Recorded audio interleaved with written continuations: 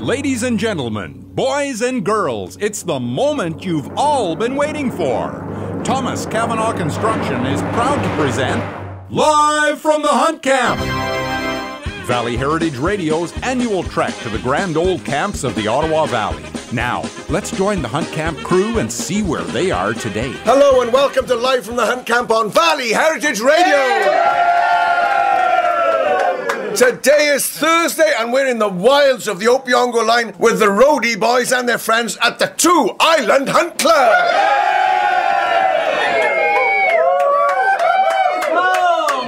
I'm Di Bassett. And I'm Andrew Cartwright, and we want to thank the good folks at Thomas Cavanaugh Construction for making it possible for us to bring you the most popular radio program in the Valley.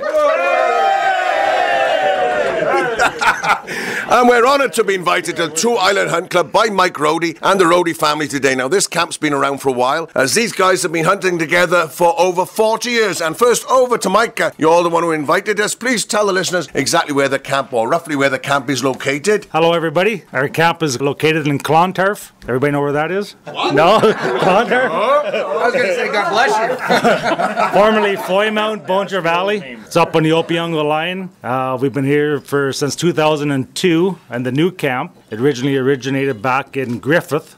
Our old camp, like you said, once for about 37 years now. So due to political reasons and hunting pressure, we decided to move the camp and build a new camp. I think Carl just disagreed with you.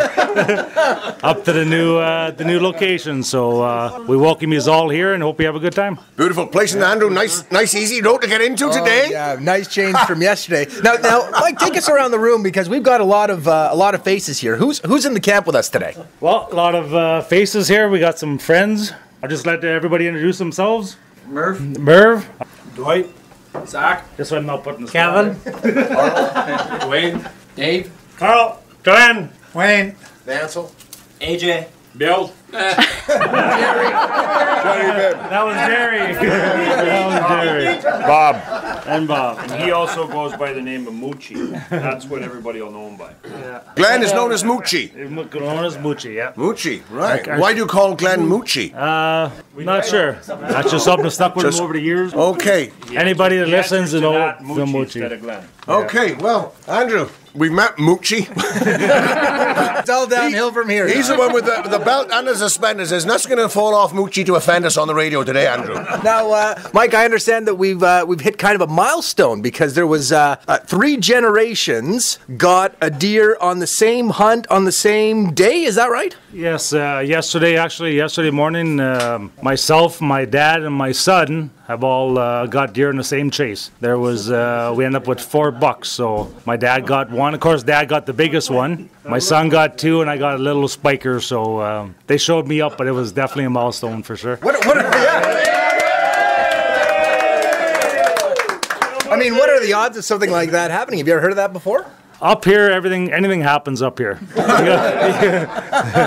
If it's unexpected, it will happen. I'm glad you mentioned that because I want to set the mood for you. The hunt for the day is over.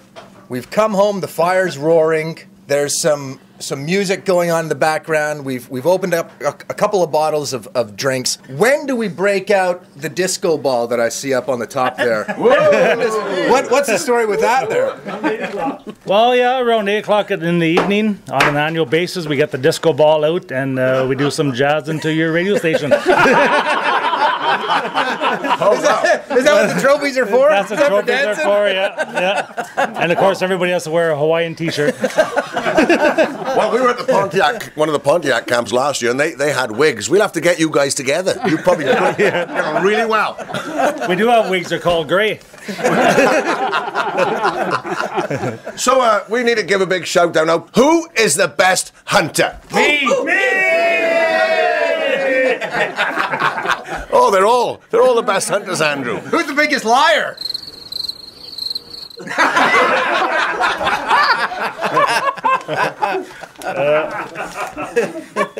Anyway. Here we all are.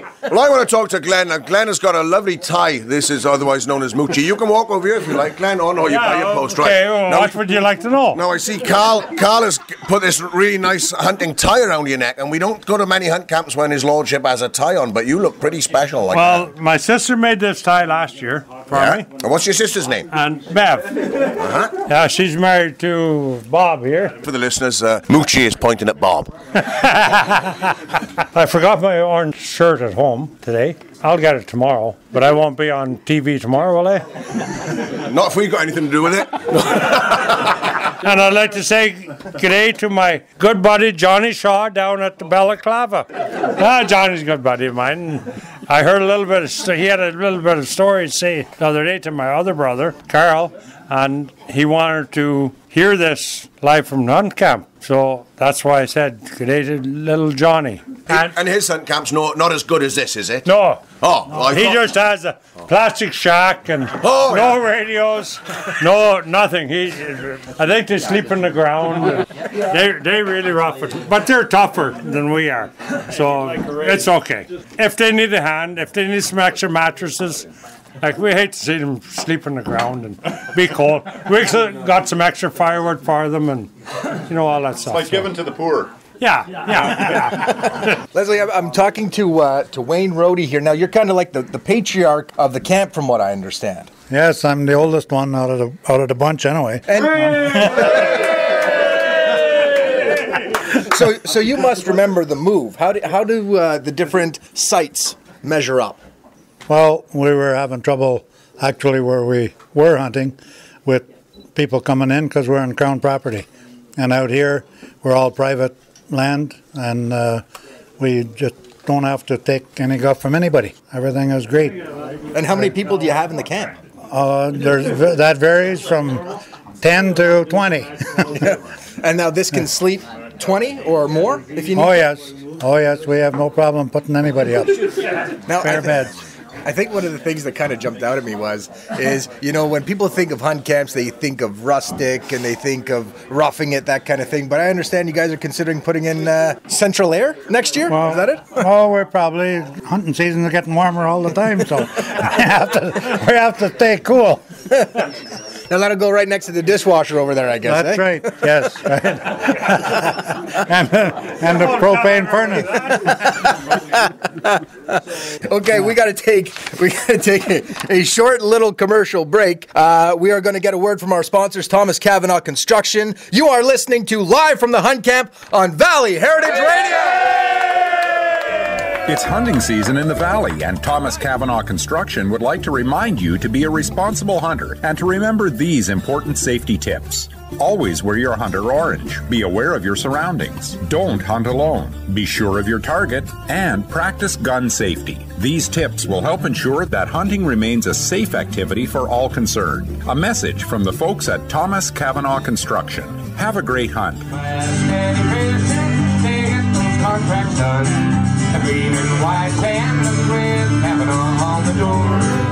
Hello and welcome to Live from the Hunt Camp on Valley Heritage Radio. Oh, Andrew, we are at the Two Island Hunt Club. Used to be where there were two islands, apparently, where you used to have the camp. There was two islands on a little lake back by Griffith, and we were at one end, and that's where we had our camp until we moved in 2002 out to this present location. Okay, now you're known throughout from Tilsonburg to Sudbury, I gather, and you are big, bad Kevin Rohde. Is that right? Well, a lot of people think that. I don't think that way, but anyway. No, you're not all that big. No. What does the hunt camp mean to you? It means a good break. What are you taking a break from? I'm in the logging business. I work up in the park. We're in the bush all year, and it's a busy time of the year right now. I should be working, but hunting is more fun. Well, give us some of your best memories of being here with all your buddies then. Well, one of the best memories I have, I was up at Orville's hunt, standing there watching. We were running the balsams one day, and one deer come out, and I had my sights on it. No, that one's too small. Another one come behind it. Another one, and another one. There was 5 of them come out, and the last one was the biggest. Don't know. I guess the first one maybe was the biggest. They should have got it, but I let them all run away. I got nothing. There it was. Well, Andrew, we got a gentleman here. Thanks, Kevin. This gentleman is obviously hilarious, right? And I've been told you've got to get to talk to him. Go on, Andrew. No, you do it, Andrew. I'm scared of him. I don't do much public talking at all. But anyways, I am personally one of the older ones here as well, and probably, if I may say so, the best shot.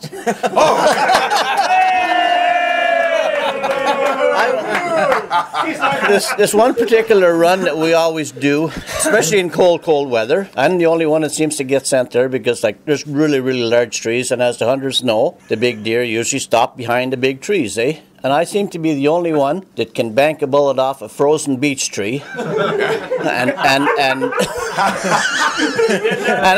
get the deer, because it's I have missed in my day too, but not that often, eh? And I'm the only one that really can do that. You gotta create a challenge for yourself. Well, it's a challenge, yes, it is a challenge, but I've mastered it. I guess but it has to be frozen, like it has to be a real cold morning. Well, and a fast bullet. When you reach the apex of being the world-class hunter that you are, you need to mix it up a little bit, I guess. Well, yeah, I suppose. Going straight on's too easy. Well, yeah, I mean, you're looking for a challenge at my age. Does it have to be a beech tree? Yes, that's the only tree that a bullet will ricochet off of. I see. On a cold morning. Oh, right. It's not so much a ricochet as banking. Like, you're probably familiar with playing pool. Well, it's basically the same, okay? Right. You bank it, and if you bank it right, you got a pocket every time. Okay, and do the youngsters come out in awe and watch you doing this? No, this is something I will not have anybody watch me do. Oh, I see. A man's got to do what a man's got to do. And some things a man's got to do on his own. That's right. We got another friend here, Andrew. Bob. You talk to Bob, you're near his height. Yeah. Bob, I noticed that, is there a prerequisite for when it comes to being a member of this hunt camp? Do you have to drive a certain vehicle? Got to be a Chev. Because we rolled up in a different brand of car, and we couldn't help but notice how many GMC and Chevys there were outside. That's right. You're lucky you got in. We were lucky to get out. We'll be lucky to get out.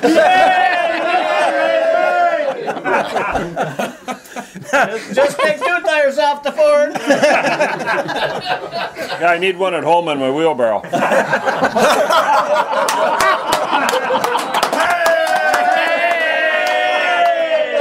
Jerry's not smiling at that one. No comment. They fit on a hay wagon. Oh, yeah. Dwight, we noticed that over here in the east wing of the manor, the armories, that you've got a bunch of dog collars. Now, they look like the kind of collars that if a dog starts to bark, they would get a shock with, but that's not the case at all. Not at all, no. They are tracking collars. Yeah. We got them about 2 or 3 years ago now. Basically, we got tired of losing our dogs. They're part of our group, right?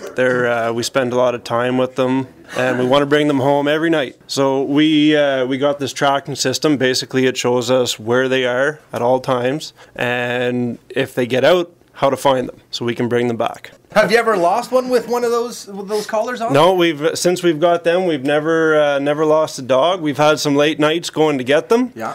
But we've always brought them home every night, same day. Yeah. And I know that when you said you treat the dogs especially good, I noticed there's one who just got tucked into the sleeping bag outside there. Yeah, I think they had a rough day. That's Brandy, Brittany, Brady, Rosine. Okay. And all one dog. Yeah, all one dog, yeah. She's Orville's dog. Carl Rohde is here as well. Come over here, please, Carl. Carl and I have been friends for a long time.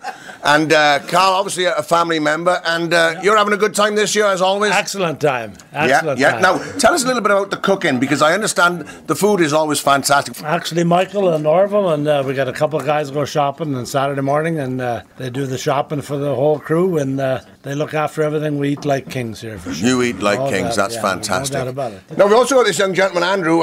He had something to say about Wayne earlier on, and I'd like you to introduce yourself to Andrew. I don't believe him, though. Well, I'm AJ, and Apparently there's a few deer missed. I'm not 100% sure, but who was the one doing the missing?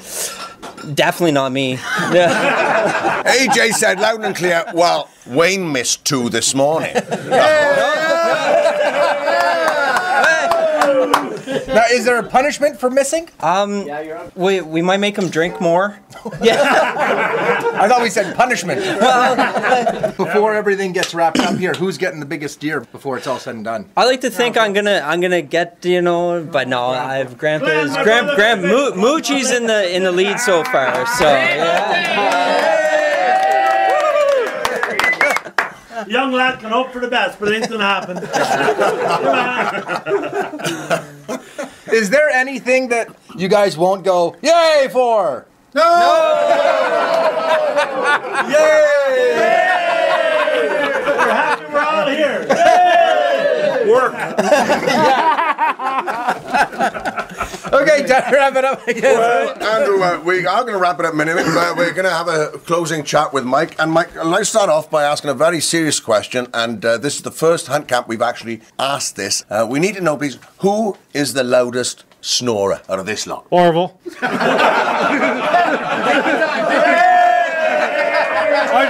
Not even a hesitation. No. Orville nearly snored himself awake then. Well, Mike, we're so grateful that you invited us out today. It's a real privilege for us to come and spend some time here with you and your family. You're obviously a great group. You're in for a fantastic week of hunting. And thank you on behalf of the station. The listeners will have loved this, I know. The pleasure is all ours. And on behalf of the 2 Island Hunt Club, we wish everybody all the very best and have a safe hunt. For Fantastic. sure. Hey, we hope you've enjoyed Live from the Hunt Camp here on Valley Heritage Radio. We want to thank the Rohde family for inviting us out today. We hope you folks have many more years of happy hunting together, guys. And we also want to remind you to be listening tomorrow as we make our way towards Griffith and catch up with the boys at the Black Donald Camp.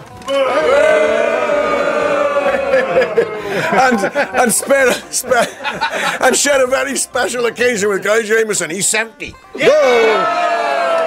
By the way, the cast and crew of Live from the Hunt Camp are wearing some great mossy oak jackets by Columbia Sportswear that have been supplied to us by Alfelsky Shoes in beautiful downtown Killaloe. And of course, this program would not be possible without the generous support of Thomas Cavanaugh Construction. So until tomorrow, from the entire Valley Heritage Radio, Live from the Hunt Camp gang, see ya! Thanks for listening to Live from the Hunt Camp, brought to you by Thomas Cavanaugh Construction. Be sure to keep that radio tuned to 98.7 FM and join us again next time. From the whole Valley Heritage Radio Hunt Camp crew, have yourself a great day.